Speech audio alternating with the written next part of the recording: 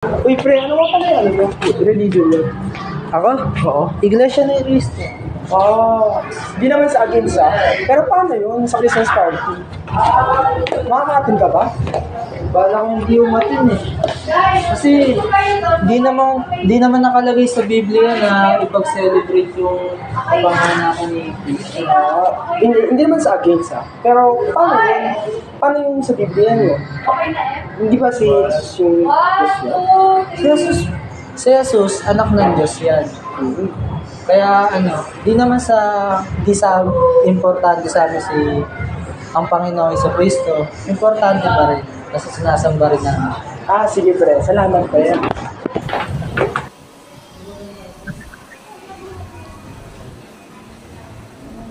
Uy, kamusta? Ano ba nangyari? Balita ko namatay yung aso mo si Lupi. Uy, nagkasakit siya eh. Hindi ka mo tayo. Ano ba nangyari?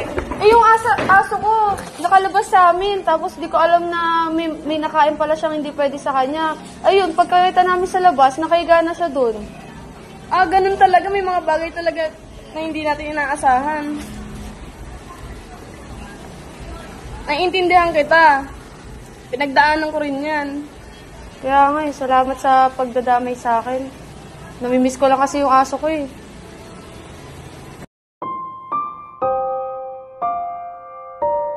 Ikaw ba, Marina?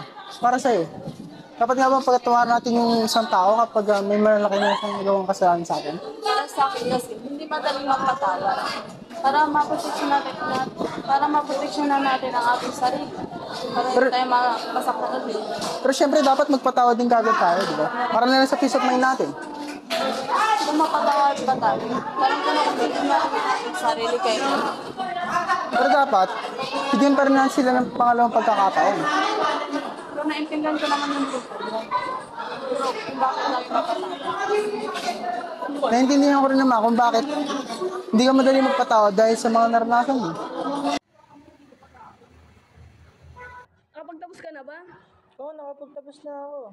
Bala ko nga sa Maynila na lang maghanap ng trabaho eh. Mas maganda kasi doon maghanap ng trabaho. Mag-iipon ako, magtatayo ako ng sarili kong negosyo. Ikaw? Oo, ang ganda naman ng plano mo. Ako kasi gusto ko yung malapit lang sa bahay namin. Para mabilis din ako nakakauwi. Saka para din matulungan ko yung mga magulang ko. Maganda yung plano mo kasi matutulungan mo yung pamilya mo. Mabuti yan.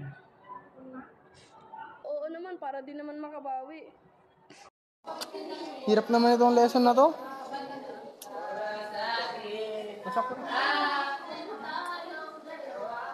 Do you need help? Talaga pre, tutulungan mo ako? Sure, why not? Naintindihan ko naman yung mga discussion kahapon eh. Ha?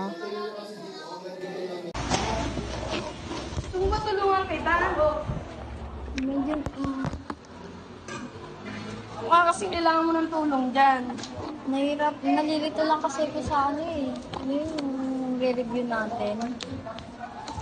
Ganito yung pagkasunod-sunod niyan.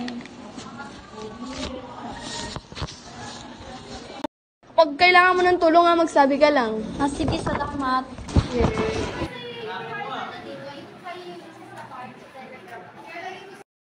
Nakita kita kanina. Tinutulungan ka siya. Hindi ka naman ganyan ka matulungan eh. Hindi ano ko. Ano ba to? Mami ka pa siya. Baliw! Mami ka na boy! Baliw ka hindi! Halata naman sa'yo eh. Uy, ano? Kamusta?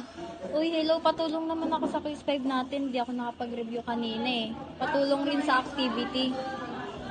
Ay, sige.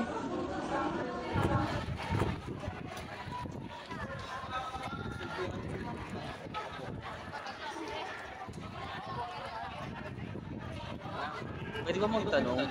Nahanap ko kasi yung building ng Yums. Hindi po eh. Pasensya na po.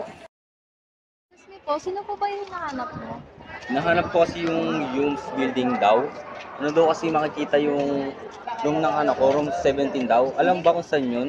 Hindi ko po alam kung saan yung room 17 pero doon po yung Yums building. Samahan na po kita. Sige, salamat.